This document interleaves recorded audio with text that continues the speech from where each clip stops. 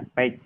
Pada siang hari ini kita di materi cloud computing itu akan mempelajari secara lebih seksama gitu ya, lebih detail mengenai teknologi-teknologi dasar ya dari terselenggaranya layanan cloud computing. Ya, dalam hal ini mungkin ini levelnya ada di infrastruktur as services, tetapi saya akan coba membicarakannya bagaimana proses komputasionalnya yang menyebabkan kita memiliki kemampuan untuk melakukan atau menyelenggarakan virtualization, kemudian hypervisor, kemudian container, ya, kemudian microservice, dan juga nanti ada Docker dan Kubernetes. Kenapa itu kemudian muncul? Jadi kita akan coba lihat dari sudut pandang saintifiknya, seperti apa itu sebenarnya dan bagaimana itu sebenarnya terjadi, begitu ya. Nah, mungkin sudah kita ketahui bersama bahwa dalam satu arsitektur cloud computing kita dihadapkan pada landscape arsitektur seperti ini ya. Jadi cloud computing bukan hanya sekedar kita menjalankan aplikasi di atas internet atau kita pasang dengan internet provider semacam itu, tetapi yang jauh lebih penting adalah sebenarnya ada beberapa layer atau lapisan yang harus kita mengerti bahwa cloud computing itu berjalan dengan cukup kompleks didukung oleh oleh beberapa teknologi pendukung ya. Dalam hal ini teknologi pendukung ini adalah teknologi-teknologi yang memang secara secara langsung atau secara tidak langsung itu memiliki andil ya dalam terjadinya cloud computing. Jadi cloud computing ini kalau kita kemudian mencoba melihatnya dalam konteks yang jauh lebih kompleks ya, maka ketika kita melihat layanan-layanan cloud computing seperti Ali Cloud, kemudian Azure atau mungkin AWS, kita bisa membayangkan bahwa di belakangnya itu terdapat sebuah arsitektur yang sangat kompleks ya, dan ini yang menyebabkan kita jadi punya punya concern untuk melakukan penelitian dan pengembangan di atasnya. Nah, mari kita lihat ya. Jadi yang pertama adalah slice di sisi manajemen. Jadi cloud computing itu membicarakan juga tentang service management ya, konteksnya di service management. Nah, ini adalah manajemen layanan, di mana tujuan dari service management ini adalah menyelenggarakan layanan cloud computing yang memenuhi agreement, atau dalam konteks ini SLA-nya, atau Service Level Agreement. Nah, masing-masing layanan cloud computing itu punya level tersendiri yang mereka definisikan. Nah, jadi ada yang mendefinisikan percentage ya, dalam artian ini 90 sekian persen, nah, sehingga otomatis mereka akan mencoba menggunakan suatu strategi bagaimana agar SLA itu tercapai. Nah, konteksnya misalnya memang membutuhkan SLA yang sangat tinggi, nah otomatis mereka akan membangun ya sebuah infrastruktur cloud yang memungkinkan itu terpenuhi.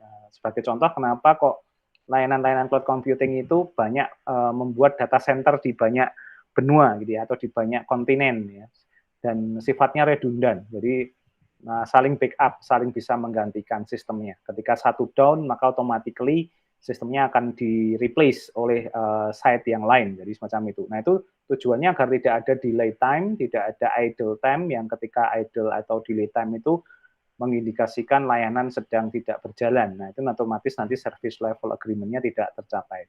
Nah, kemudian nanti di dalam service management ini sebenarnya mengatur dua hal. Yang pertama adalah portfolio management. Portfolio management itu adalah manajemen atau pengaturan layanan-layanan.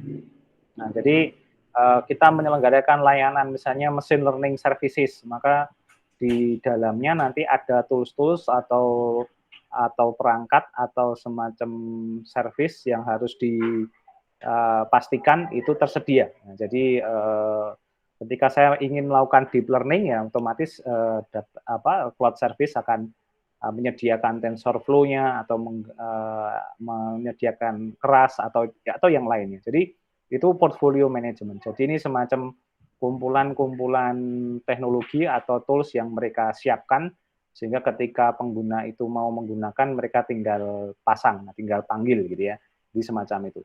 Jadi semacam kumpulan-kumpulan library bisa atau kumpulan-kumpulan aplikasi atau teknologi pendukung.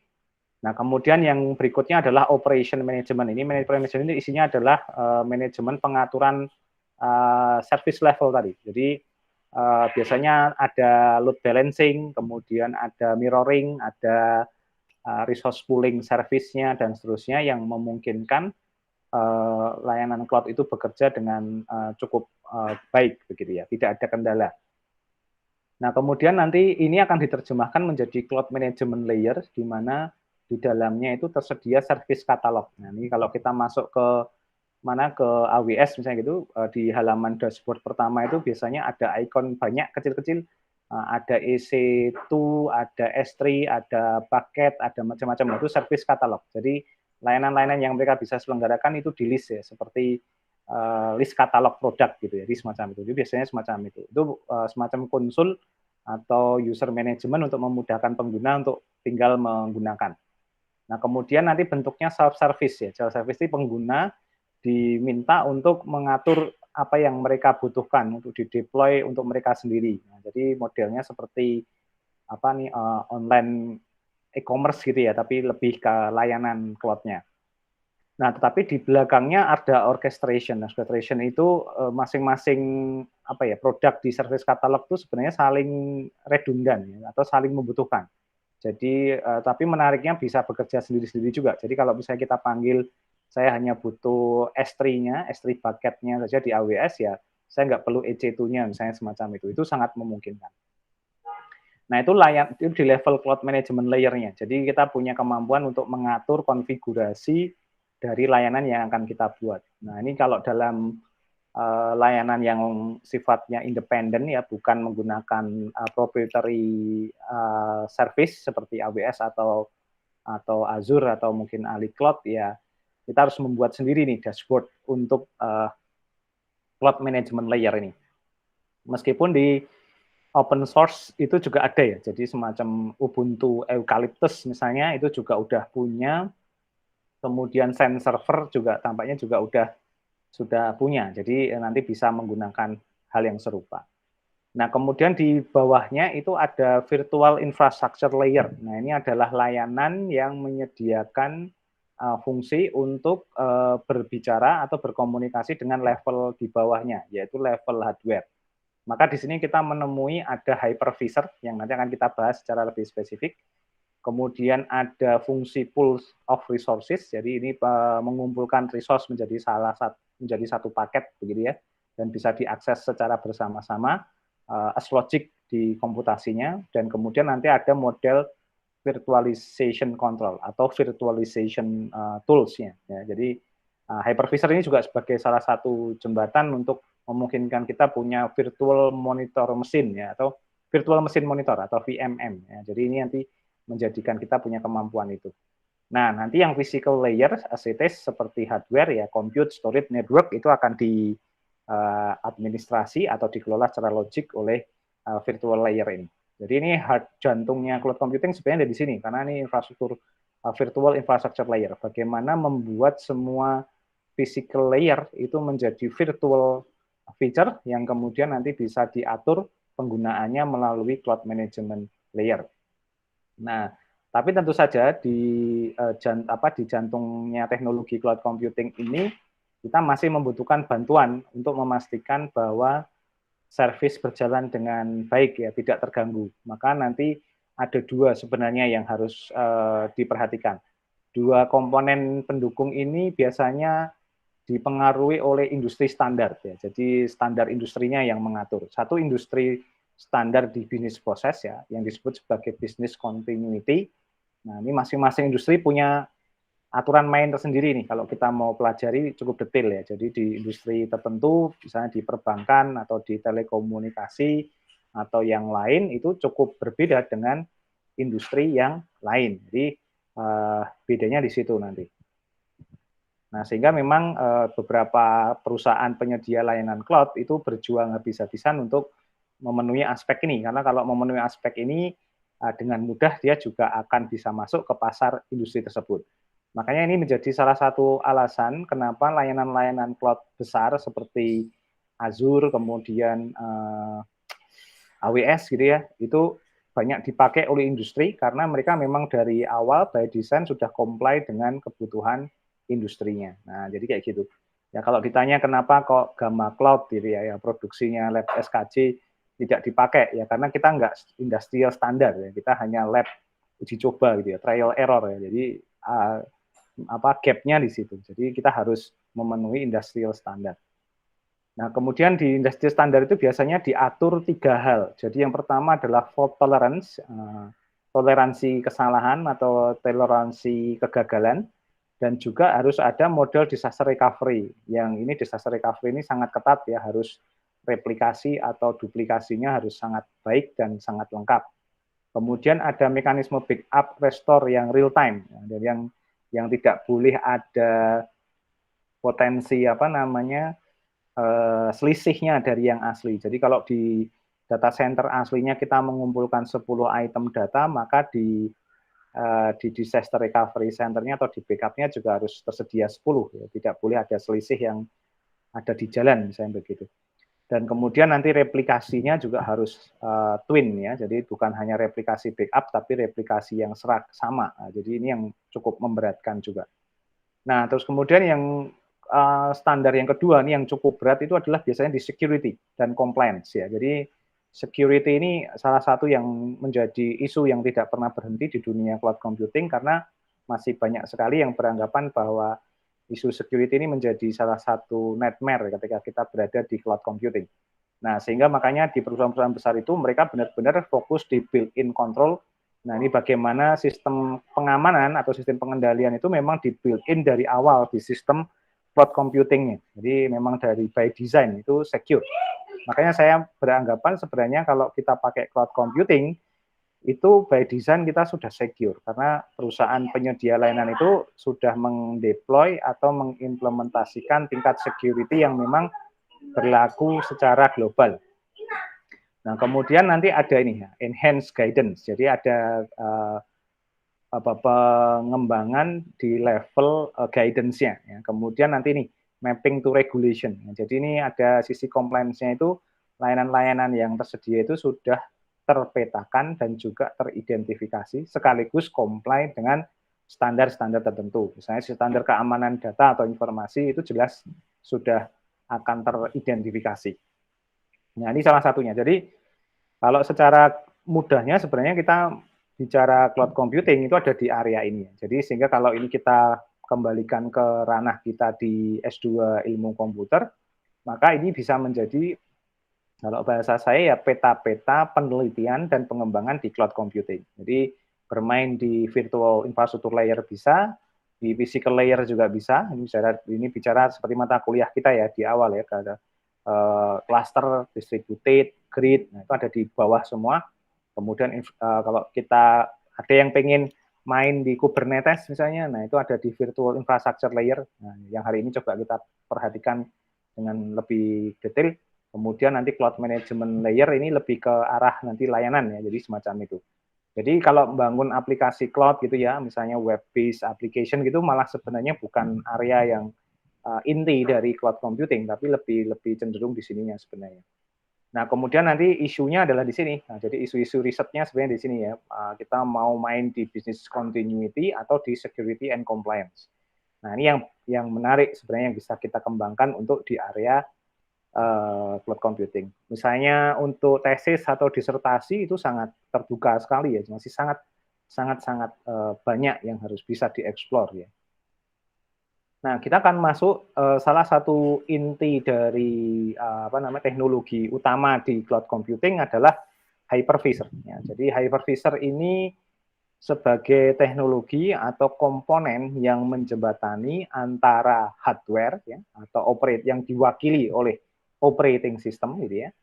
Dan kemudian kita bisa membuat hardware dan operating system ini yang sebenarnya cuma physically satu, itu bisa kita virtualize menjadi beberapa operating system. Hardware-nya tetap satu, tetapi virtual operating system-nya bisa lebih dari satu.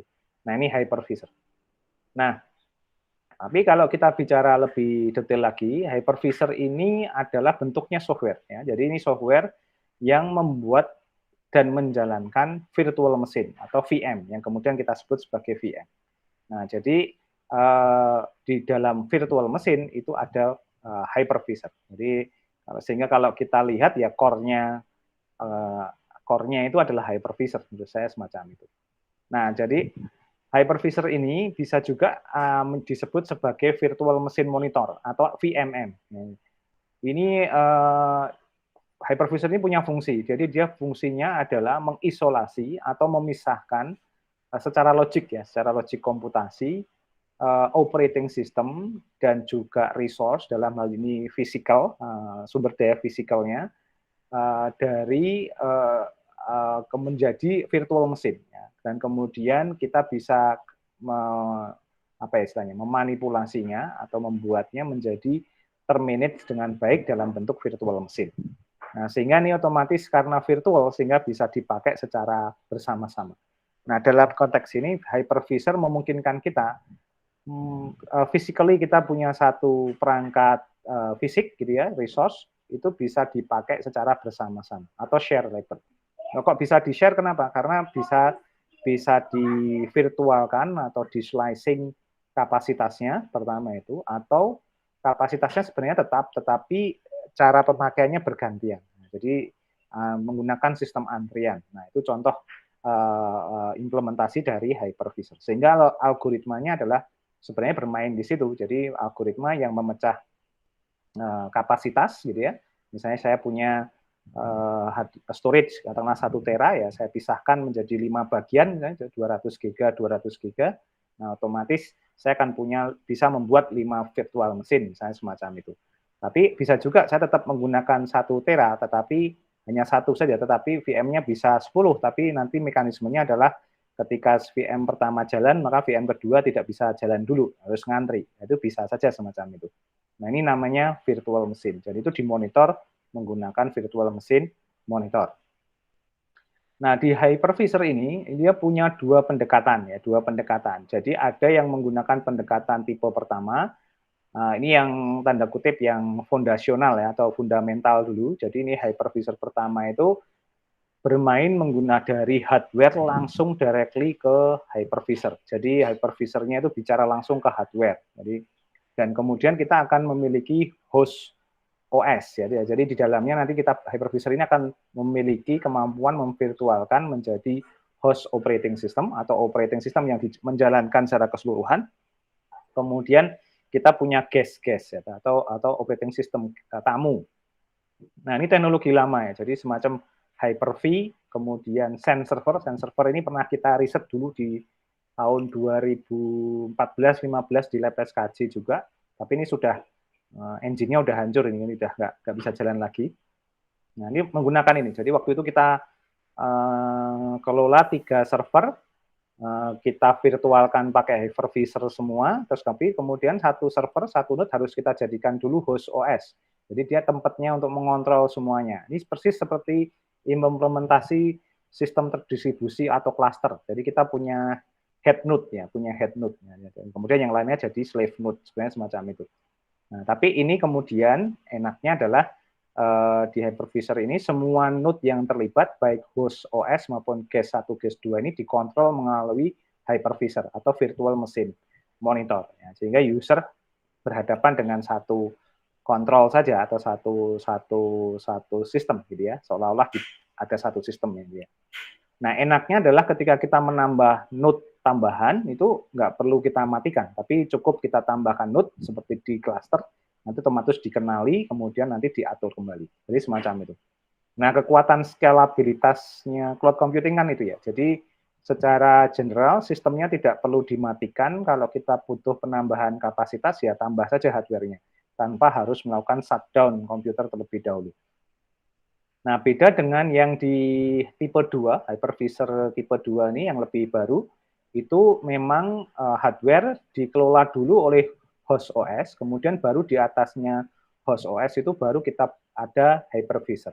Sehingga memang kita punya kemampuan memproduksi virtual machine atau guest ini sebanyak mungkin. Dan host OS-nya cukup satu. Nah, jadi bedanya di situ.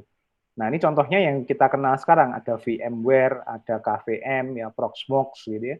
dan lain sebagainya. Nah, kemudian kita kenal ada virtual PC, ada virtual server, dan lain sebagainya. Nah, ini yang membedakan pendekatannya. Nah, jadi masing-masing punya ya ini native untuk kepentingan tadi sebenarnya perubahan dari cluster terdistribusi ke cloud gitu kan. Kalau ini memang benar-benar by design kita memang ready to cloud dari awal. Nah, kalau kita lihat maka yang hardware langsung ke hypervisor itu biasanya memang bersifat atau kita sebut sebagai bare metal approach ya. Jadi native hypervisor. Jadi ini run directly on the hardware. Jadi sebenarnya ini ada kelebihan karena kalau run semuanya langsung dari hardware, maka pemanfaatan resource hardware-nya itu maksimal. Jadi tidak perlu menyediakan resource khusus untuk host OS-nya. Nah, jadi kayak gitu. Nah, jadi ini isolate partition-nya bagus, kemudian security feature-nya juga sebenarnya lebih bagus.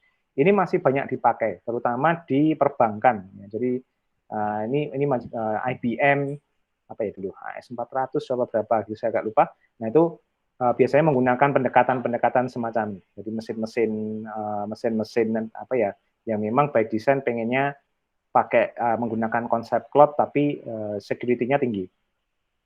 Nah kemudian yang kedua tadi ini menggunakan hosted and embedded ya. Nah, ini harapannya sebenarnya agar mudah diinstal atau lebih mudah digunakan. Nah, dan juga pendekatannya low cost. Nah, ini juga menjadi salah satu yang digunakan. Jadi lebih efisien ya, jadi semacam itu. Nah, cara kerjanya sebenarnya simple ya. Jadi ada physical hardware, ketika dia menggunakan hypervisor, maka dia punya host jadi gitu ya. Dan kemudian ketika punya banyak VM, itu akan menggunakan resource ya, yang kemudian itu disebut sebagai cache ya. Nah, hypervisor ini berkomunikasi untuk mendapatkan alokasi resource dari CPU, memori, dan storage ya. Tetapi CPU, memori, storage ini sifatnya pool. Pool itu adalah kumpulan dari sekian banyak hardware yang tergabung dalam jaringan hypervisor tersebut. Nah, sehingga seolah-olah tidak ada satu node yang diklaim oleh satu guest, tapi guest itu on the fly ada di hypervisor. Nah, sehingga terserah hypervisor yang mau mengarahkan menggunakan resource server nomor 1 atau nomor 2 atau nomor 3 itu tidak ada masalah. Yang penting cukup begitu. Jadi itu yang paling penting. Nah, itu konsep virtual machine sebenarnya yang paling penting itu sebenarnya. Nah, tetapi juga harus diketahui bahwa hypervisor ini butuh operating system ya untuk berbicara dengan level komponen atau butuh kernel ya untuk menjembatani berbicara dengan hardware.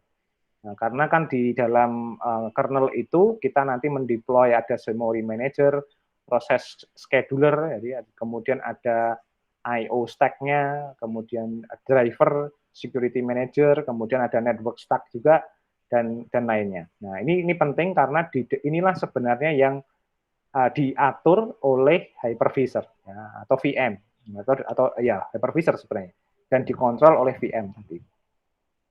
Nah, ini penting ya. Jadi dari sini kita bisa lihat kalau kita riset di bidang hypervisor maka sebenarnya kita ya mengatur ini. Jadi memory manajernya, proses scheduler, jadi algoritma tentang job scheduler, kemudian load balancing, kemudian I/O stack algorithm gitu ya, driver enhancement, kemudian security manager di sisi kernel gitu ya, kemudian network stack ya, bermain dengan protokol atau yang sejenisnya. Nah itu di hypervisor, nah, gitu. Apakah pertanyaannya apakah kita bisa bikin hypervisor sendiri? Bisa, tapi ya ini sayangnya kita nggak punya mata kuliah pendukung yang bisa mendukung itu ya. Jadi ini sebenarnya ada sih kayak compiler gitu ya kalau di S1 dulu. Nah, ini penting sebenarnya di situ.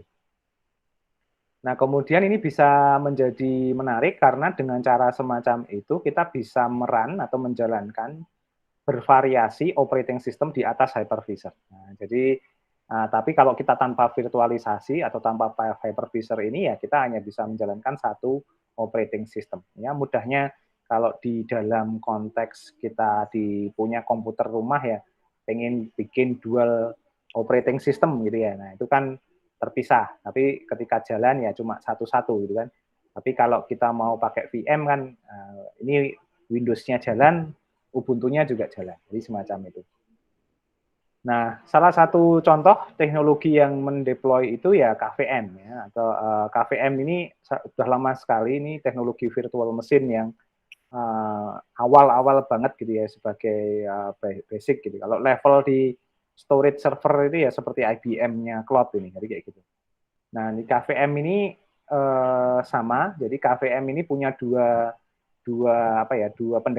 layer pendekatan. Jadi ketika kita punya hardware, nanti hardware ini akan berhadapan dengan yang namanya kvm.ko ya, atau ini layer kernelnya KVM ya, atau dia bermain dengan Linux kernel. Nah, di sini di kvm.ko ini dia akan berbicara masalah atau mengatur file system dan block device, termasuk physical driver. Jadi berbicara physical drivernya ini bicaranya sama hardware sebenarnya, untuk mengenali hardware-nya. Nah, physical driver ini kan punyanya perusahaan-perusahaan penyedia hardware ya, jadi kita untuk bisa dikenali dengan standar tertentu. Nah, dengan ada KVM.ko ini kita punya kemampuan untuk memiliki virtual CPU. Nah, jadi kita bisa buat kumpulan dari CPU ini, kita buat menjadi virtual CPU, begitu. Nah, kemudian dari virtual CPU inilah kemudian kita bisa bangun yang namanya KVM Guest ya. Jadi KVM Guest ini nanti ada tulis di situ ada aplikasi, juga di dalamnya seolah-olah seperti punya virtual machine sendiri, punya file system and block device dan driver. Nah, tetapi virtual CPU-nya ini dijalankan oleh yang namanya QEMU atau hardware emulation ya. Ya, jadi QEMU ini adalah semacam emulasi ya. Jadi software code yang menjalankan emulasi hardware. Emulasi itu suatu proses di mana kita seperti menggunakan hardware, tetapi dengan sistem sharing atau saling pinjem gitu. Jadi QEMU. Nah, nanti di situ kita mengenerate I/O request. Nah, I/O thread inilah yang berfungsi untuk menghandle event atau job atau task lah gitu ya, yang nanti diatur oleh kernel. Sehingga nanti di sini ada butuh tadi load balancing atau scheduler dari semacam itu. Nah, ini yang menjadi menarik. Nah, kalau kita lihat ini nanti risetnya di mana? Nah, risetnya di sini sebenarnya yang paling menarik sebenarnya di sini, bagaimana ketika kita punya CPU fisik yang terbatas tapi kita pengen bikin virtual CPU yang sangat banyak tetapi berjalan dengan baik. Kuncinya ada di sini sebenarnya, I/O thread ini bermain dengan load balancing dan scheduler, jadi semacam itu. Nah, apakah pendekatannya bisa digunakan dengan resource allocation? Kalau resource allocation ada di sini, jadi bermain di physical drivers dan juga di file system atau Linux kernel. Nah, ini agak tricky ya, gitu, jadi semacam itu. Jadi tapi bisa juga di situ, jadi semacam itu. Itu kalau kita bicara di hypervisor. Nah, ini contoh, ini gambaran lebih jauh. Jadi secara umum KVM QEMU tadi itu mengemulasi sebenarnya agar kita bisa punya kemampuan membangun virtual machine atau guest OS, tetapi hypervisor ini bermain dengan kernel dan berhadapan langsung dengan platform hardware, jadi semacam itu. Nah, kalau ini kan berarti yang tadi ya, KVM ini bermain di layer hypervisor tipe 1, yang langsung main di native atau bare metal. Makanya KVM itu dipakai di banyak data center karena biar langsung berhadapan dengan hardware. Nah, ini contoh handling thread-nya dari si QEMU. Jadi kita punya guest OS, punya host OS, punya aplikasi. Nah, nanti punya setiap guest OS juga punya kernel sendiri yang secara virtual dijalankan untuk menjalankan guest OS-nya dan termasuk yang lain. Nah, nanti dia akan menggunakan QEMU untuk I/O thread tadi, dan I/O thread inilah mengatur komunikasi ke ke hypervisor yang dia berfungsi untuk ada VM root operation, register handle, dan juga nanti ketika terjadi gangguan ya, jadi ada suatu mekanisme untuk merecover ketika VM itu gagal kan tinggal di restart begitu bisa jalan, jadi semacam itu. Nah, di belakangnya nanti ada fungsi di mana bermain dengan register, exception, dan juga hardware interruption. Karena kadang yang menjadi masalah, yang bermasalah itu adalah hardware penyelenggara cloud-nya. Nah, ini yang jadi problem. Jadi semacam itu. Nah, ini salah satu contoh ya. Nah, ini pengaturan ini namanya job and task apa namanya mekanisme ini juga menarik ini. Ini banyak sekali algoritma yang dijalankan ya. Bisa menggunakan FIFO algorithm gitu ya, misalnya prioritization atau menggunakan yang lain. Nah, kebetulan saya disertasinya ada di sini. Jadi ada di area flowing ini. Jadi mengatur flow ini. Nah, ini saya mengenalkan ada yang namanya self assignment data management. Jadi flow-nya itu dibuat mengikuti load atau task yang datang. Jadi kalau karakternya load-nya gede ya dialokasikan resource yang besar dan seterusnya. Nah, itu contohnya. Nah, sehingga KVM itu punya ini ya, punya arsitektur semacam ini. Jadi ada KVM kernel based virtual machine ini dan QEMU, ada emulatornya dan juga dia punya ini Linux processor dan scheduler. Nah, namanya Linux scheduler. Dan ini hanya bisa berjalan memang di hardware khusus ya. Jadi standar. Jadi kenapa ada Intel VT Virtualization Technology dan juga AMD Virtualization itu untuk tadi mempunyai kemampuan untuk menjalankan arsitektur semacam ini. Jadi semacam itu. Jadi ada hardware request ya dari situ. Nah, ini sebagai bentuk overall-nya, maka kita bisa lihat bahwa dia bermain dengan Linux host kernel, kita punya KVM, di dalamnya cukup banyak apa namanya tools yang digunakan untuk menyusun kemampuan dari host mesinnya. Kemudian QEMU ini memungkinkan kita punya virtual mesin. Nah, jadi ini menjadi menarik ya. Jadi penerapannya semacam itu. Nah, dulu sempat kita berpikir kita bisa bikin semacam ini. Jadi bermain kita buat semacam operating system yang kemudian bisa bermain membuat library, kemudian kita punya QEMU ini emulation-nya untuk membuat virtual mesin. Jadi semacam itu. Sehingga yang ada di physical hardware sebenarnya itu hanya virtual hardware yang diklaim oleh masing-masing cache. Jadi semacam itu. Nah, itu contohnya semacam itu. Nah, ini keunggulannya ada dua sebenarnya, security ya. Jadi ini ada security-nya makin bagus. Ini keunggulannya memang secure ya, secure by design. Karena kalau udah bermain di sini ya, itu somehow untuk isu security menurut saya itu cukup berat gitu ya. Kalau bermain di OS itu masih breachable gitu ya, masih sangat mungkin untuk dibongkar gitu ya oleh hacker, oleh siapapun. Tapi kalau sudah masuk ke kernel, nah mereka butuh authority yang jauh lebih besar. Jadi masuk ke level hardware. Wah, itu bahaya sekali. Nah, ini sebagai contoh semacam itu. Nah, kemudian nih hardware support langsung direct karena berhadapan langsung dengan platform hardware. Kemudian memory management ini menjadi penting karena sebenarnya bahasa saya cloud itu selain prosesor ya untuk kecepatan itu memori punya peranan yang sangat kritikal.